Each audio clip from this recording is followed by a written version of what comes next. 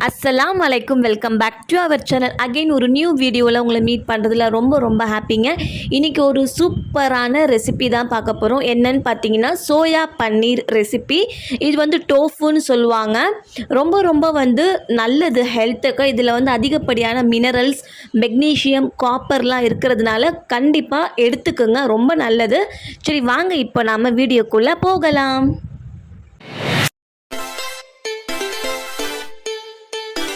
கடாய் சூடானதுமே 2 table spoon அளவுக்கு unsalted butter சேர்த்துக்கோங்க.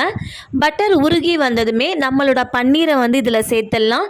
Soya பன்னீரில் தான் இந்த கிரேவி செய்யணும்னு கிடையாது, நார்மல் வந்து மில்க் பன்னீரில் கூட செய்யலாம். அதுவுமே கிரேவி செம்ம டேஸ்டியாக வரும். இப்போ 1 நிமிஷம் அளவுக்கு பன்னீரை வந்து ரோஸ்ட் பண்ணிவிட்டு கொஞ்சம் போல் உப்பு சேர்த்துக்கோங்க.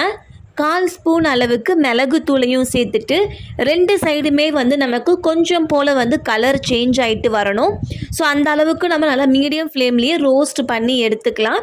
ஸோ இப்போ ஆல்மோஸ்ட் வந்து பார்த்திங்கன்னா எனக்கு கலர் வந்து நல்லாவே எனக்கு சேஞ்ச் ஆகிடுச்சு. இப்போது இதை வந்து நம்ம வேறு ஒரு பிளேட்டில் வந்து எடுத்து வச்சுக்கலாம். இப்போது அதே கடாயில் 2 டேபிள் ஸ்பூன் அளவுக்கு எண்ணெய் சேர்த்துக்கோங்க. எண்ணெய் சூடானதுமே 2 மீடியம் சைஸ் வெங்காயம், 2 பச்சை மிளகாய் ரஃப்பாக சாப் பண்ணி ஆட் பண்ணிக்கோங்க. வெங்காயம் வந்து நமக்கு லைட்டாக வதங்கி வரணும். கொஞ்சம் போல் நமக்கு வெங்காயம் வதங்கி வரும்போது ஸ்டவ்வை வந்து நல்லா லோ ஃப்ளேமில் வச்சுட்டு 1 ஸ்பூன் அளவுக்கு இஞ்சி பூண்டு பேஸ்ட்டையுமே சேர்த்துருங்க.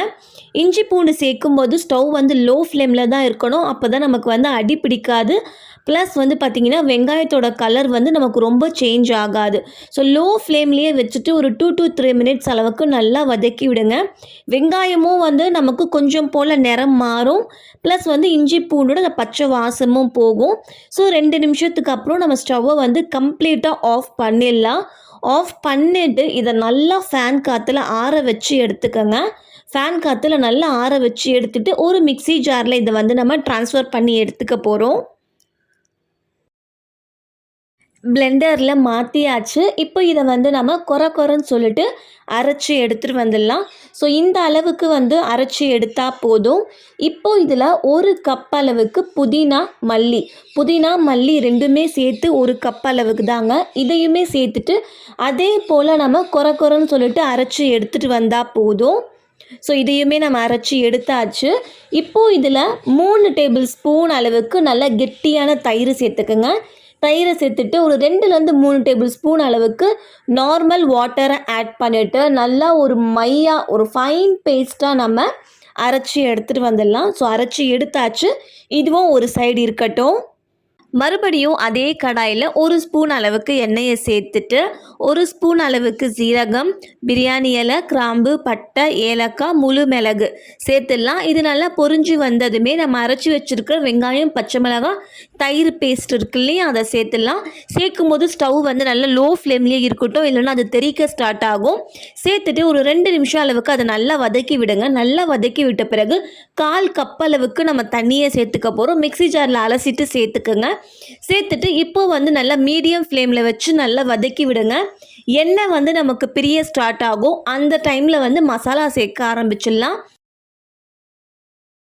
1/4 ஸ்பூன் அளவுக்கு மஞ்சள் தூள், காரத்திற்கு ஏற்ப மிளகாய் தூள், 2 ஸ்பூன் அளவுக்கு மல்லித்தூள், 1/2 ஸ்பூன் அளவுக்கு ஜீரக பொடி, 1/2 ஸ்பூன் அளவுக்கு மிளகுத்தூள் சேர்த்துட்டு மசாலாவை வந்து நல்லா கலந்து விடுங்க.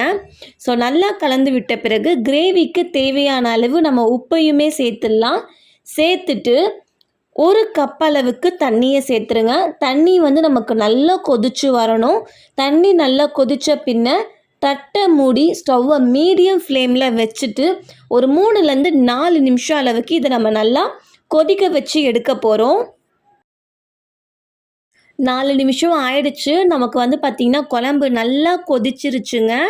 இந்த டைமில் ஸ்டவ்வை வந்து கம்ப்ளீட்டாக ஆஃப் பண்ணிவிடுங்க. ஆஃப் பண்ணிவிட்டு 5 டேபிள் ஸ்பூன் அளவுக்கு ஃப்ரெஷ் க்ரீம் ஆட் பண்ணிக்கோங்க. ஃப்ரெஷ் க்ரீம் இல்லை அப்படின்னா நீங்கள் ஃப்ரெஷ் மலாய் கூட நம்ம ஆட் பண்ணிக்கலாம். ஸ்டவ் வந்து ஆஃபில் தான் இருக்கணும். இப்போது நம்ம சேர்த்த க்ரீமை வந்து நல்லா கிரேவியோட வந்து நல்லா கலந்து விடுங்க. ஒரு 2 செகண்ட் அளவுக்கு அதை நல்லா கலந்து விட்டுட்டு நம்ம வந்து மறுபடியும் ஸ்டவ் ஆன் பண்ணிக்க போகிறோம். ஸோ இப்போ எனக்கு நல்லா கலந்து விட்டுட்டேன். இப்போ நம்ம வந்து ஸ்டவ் ஆன் பண்ணிக்கலாம். ஸோ ஸ்டவ் ஆன் பண்ணதுமே நமக்கு மறுபடியும் கிரேவி வந்து கொதிக்க ஆரம்பிச்சிருச்சு இல்லையா? இந்த டைமில் வந்து 2 டேபிள் ஸ்பூன் அளவுக்கு கரம் மசாலா சேர்த்துருங்க. கரம் மசாலாவை சேர்த்துட்டு அதை நல்லா கலந்து விட்டுட்டு நம்ம ஃப்ரை பண்ணி எடுத்து வச்சுருக்கோம் இல்லையா சோயா பன்னீர், அதையுமே நம்ம வந்து ஆட் பண்ணிடலாம். இந்த கிரேவி வந்து நீங்கள் சோயா பன்னீரில் தான் செய்யணும்னு கிடையாதுங்க, நார்மல் மில்க் பன்னீரில் கூட செய்யலாம். செம்ம சூப்பராக இருக்கும். கண்டிப்பாக ட்ரை பண்ணி பாருங்கள். பன்னீரை ஆட் பண்ணிவிட்டு நம்ம பிளேட்டை க்ளோஸ் பண்ணி விட்டுடலாம்.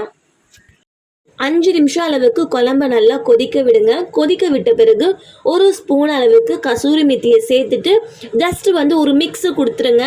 கொடுத்துட்டு ஃபைனலாக கொஞ்சம் போல் கொத்தமல்லியை தூவி விட்டு சர்வ் பண்ணோம் அப்படின்னா அல்டிமேட்டாக இருக்குங்க. டேஸ்ட்டு பயங்கரமாக இருக்கும். கண்டிப்பாக ட்ரை பண்ணி பாருங்கள். இது வந்து பார்த்திங்கன்னா சப்பாத்தி, ரோட்டி, நான் எல்லாத்துக்குமே வந்து சூப்பராக இருக்கும். ஸோ சோயா பன்னீர் ரொம்ப ரொம்ப ஹெல்த்தி. கண்டிப்பாக ட்ரை பண்ணி பாருங்கள். உங்களுக்கு என்னோடய வீடியோ பிடிச்சிருந்தா மறக்காமல் லைக் பண்ணுங்கள். உங்கள் ஃபேமிலி அண்ட் ஃப்ரெண்ட்ஸ் கூட ஷேர் பண்ணுங்கள். குக்கிங் தெரியும் அப்படின்னா கண்டிப்பாக ட்ரை பண்ணி பாருங்கள். தெரியாது அப்படின்னா தெரிஞ்சவங்களுக்கு ஷேர் பண்ணி விடுங்க. அடுத்த ஒரு வீடியோவில் சந்திக்கும் வரை டாடா பாய் அண்ட் தேங்க்ஸ் ஃபார் வாட்சிங்.